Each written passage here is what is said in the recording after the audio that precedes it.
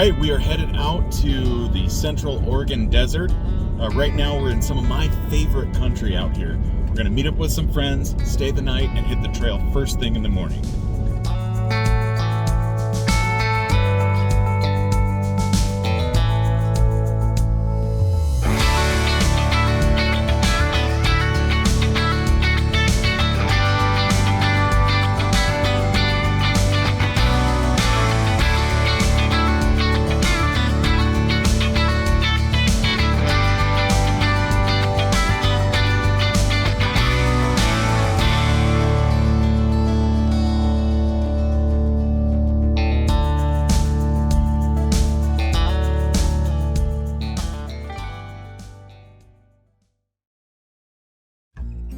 While at a group camp out this summer, my friend Scott and I solidified our plans for our big trip. We were going to do the Bend to Alvord Desert route. This is a 350-mile track across BLM lands and all on dirt roads that takes you from Bend all the way to the Alvord Desert in southeastern Oregon. This route was developed by Jason from the Primal Outdoors channel, and we've seen Jason do this route a few times, once by himself, once with Donald from Soft Roading the West, and then again with Edward Shin. Information on this route is available on Jason's website. It's primal-outdoors.com. And there you will find lots of information on the route, including really cool waypoints along the way. And he even gives you the option at the bottom to download the GPX files so that you can have everything that you need for a successful trip. Joining me on this trip will be Scott and Brandy in their 99 F-250 with their home-built camper. And also James and Theresa in their 2022 Jeep Gladiator with 37-inch tires. And Gary Eidsmoe in his 21 Jeep Wrangler Rubicon. All right, it's the first morning of our trip, and everybody's just kind of getting up and getting everything ready. They're getting their breakfast cooked, and we had a great night last night. It's my first night up in the rooftop tent, and I'm really happy with it so far. I can't believe I didn't do this sooner, actually.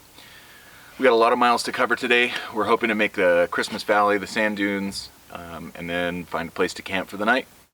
After grinding beans for what seemed like an eternity and explaining to us that he couldn't go anywhere without his morning espresso and morning shower, James earned nicknames like Bougie and Princess, but more on that later.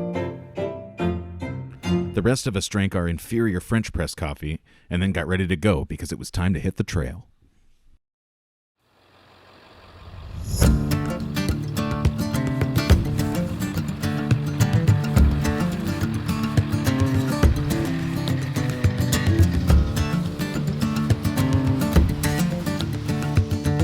After leaving camp, our first destination is going to be the Christmas Valley Sand Dunes, where we hope to find a nice place to camp so we can play on the dunes first thing in the morning.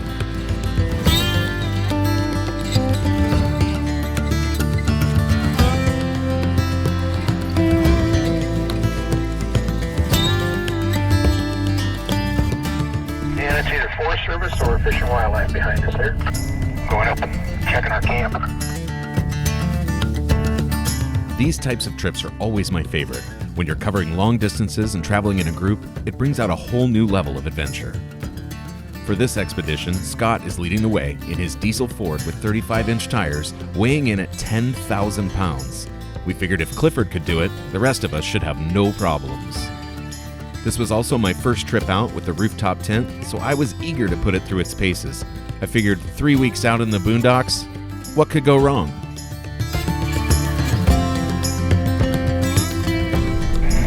There was a reason why I brought her. I won't tell her you said that. Brandy was the gatekeeper for the entire trip. She opened all of the gates every single time, and then Gary would come behind us and close them. So really, James and I, we got kind of lucky.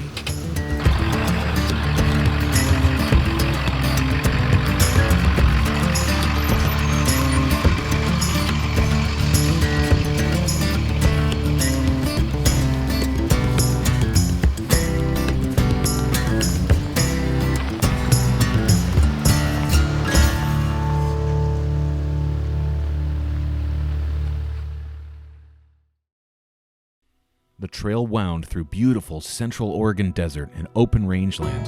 There were cattle and there was wildlife all over the place. But then we hit one of my favorite sections of this entire road, the Lost Forest. Yeah, it looks like we can go up here and hang a left, and it goes out into some little spots before the dunes. That must be where you're talking with Gary. Yeah, it's that second group of trees up ahead of us.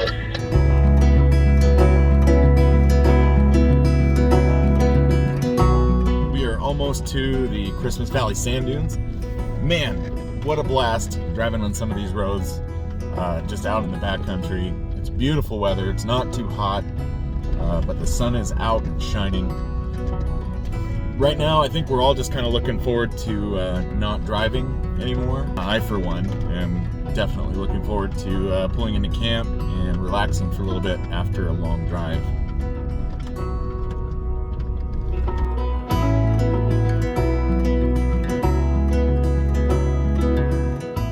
When we arrived at Christmas Valley Sand Dunes, we were pleasantly surprised to see that there was hardly anybody there. Considering we were there right in the middle of hunting season, that was lucky. We were able to find ourselves a really nice campsite where we could all be close enough, but still have our privacy. Except for James, who had to be perched up on what we called Snob Hill.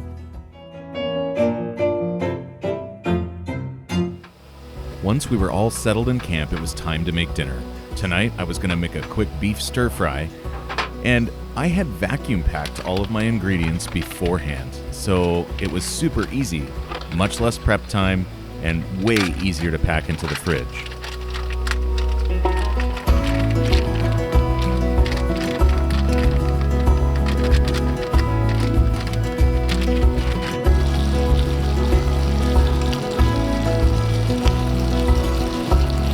After dinner that evening, we all sat around the fire and talked about everything.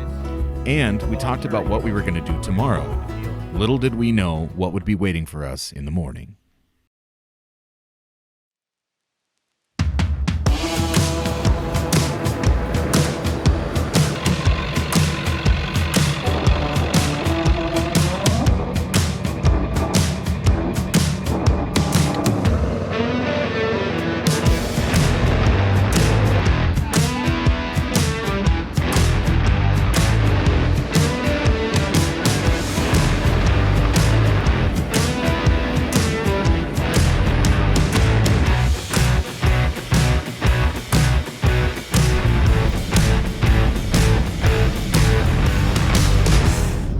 Just gassed up in Christmas Valley after spending the night in the desert, and it was absolutely beautiful.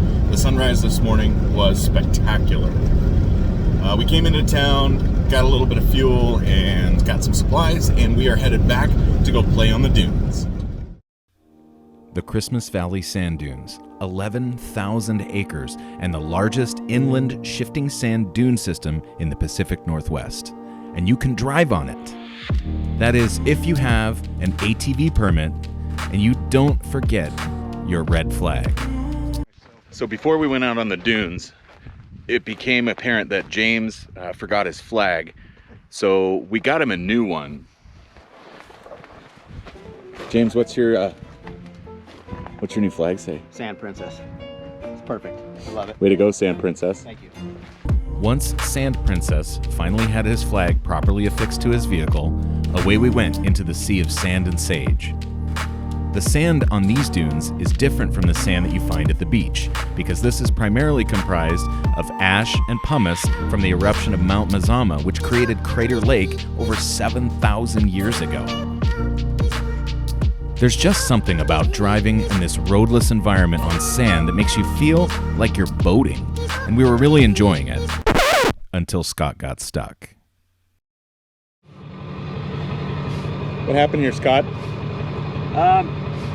This big truck hit some soft sand and it went bye-bye. Out of all of us that I expected to get stuck, it was probably not Scott. But good thing Gary's got his winch out, and we're gonna pull him out. How's it feel to be the savior today? Yeah, I feel good. Hopefully I only have to do it once.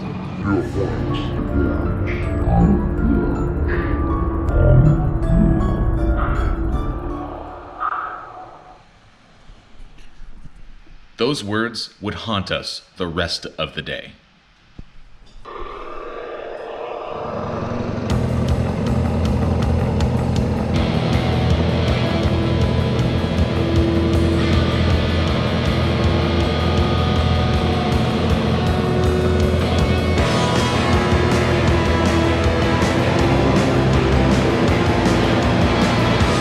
Well, made it out.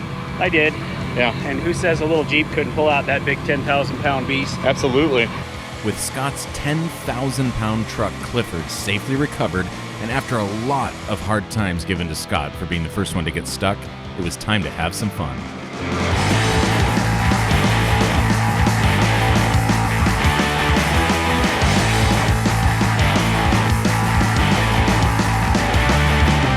And then Scott got stuck again, and this time he needed a little bit of help from Rango to get out of the situation. I had survived driving around in the dunes all day without so much as getting stuck one time, so I was feeling pretty good about how the Durango was handling the dunes. Even Gary's Jeep made it down this hill without any issues, so naturally, I was feeling a little cocky. Yeah, Scott, Gary, or I didn't have a problem. I don't understand why you got stuck. Pulling Shy out, he's stuck. Well, I'm sitting up on this. got myself stuck.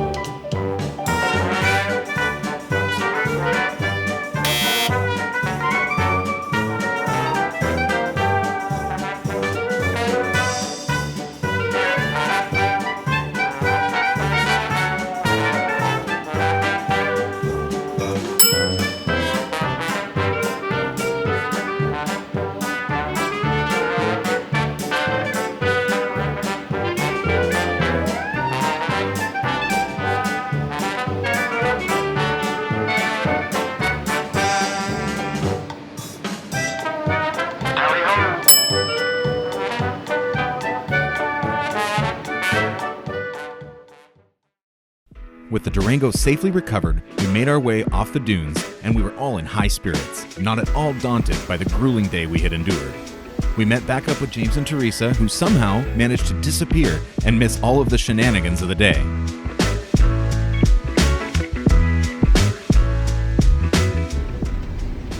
Well, we just came off the Christmas Valley sand dunes, and I gotta say, I had the most fun that I've ever had on the dunes on this trip. Scott and I both managed to get pretty stuck, but fortunately, Gary and his Jeep was able to save the day a couple of times. Overall, it was pretty successful. Now, we are making our way to the A6 intruder wreck, and we're gonna see what we can find there, and maybe find a place to camp for the night.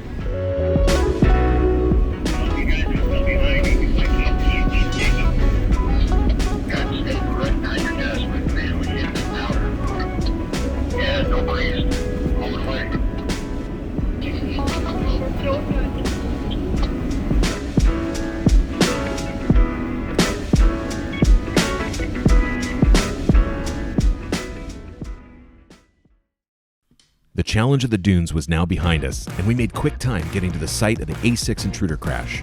But another challenge now loomed above us. As usual, the cameras just don't hold a candle to how steep and rocky this really was. First up was Scott. He navigated the rocks and ruts so effortlessly and with such finesse that he almost made it look easy.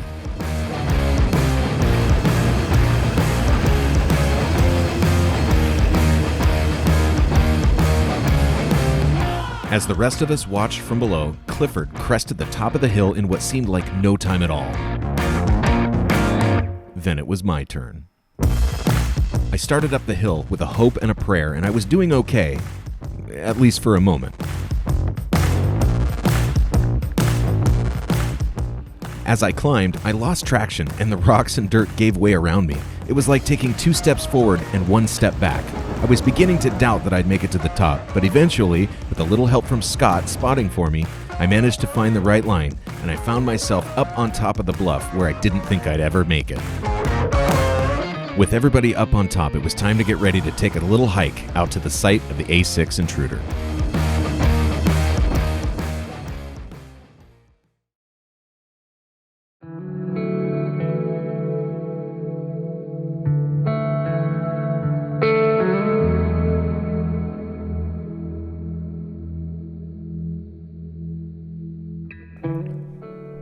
For most people, September 19th is just another day.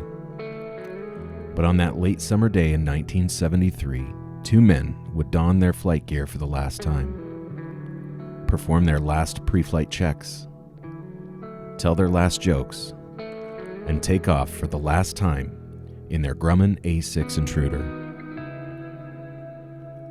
During what was to be a routine low-level night training mission, the aircraft, occupied by pilot Alan Kohler and navigator Philip Duhamel, crashed in the barren Oregon Desert atop Burma Rim. Both pilots were killed. The Bureau of Land Management declared the crash site a historical federal government site on June 14, 2007, at a Flag Day ceremony. A plaque stands before the tail section of the A6 to honor the lives of the men who died here. We spent about an hour wandering through the wreckage and were humbled by the immense area that it covered.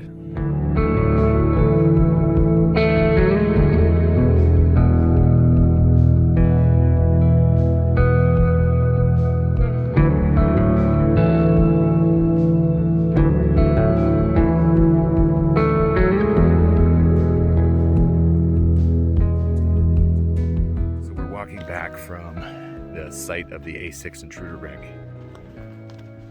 and oh my gosh, it's amazing how incredibly vast and widespread the debris field is. It's just absolutely humbling to be here where this happened.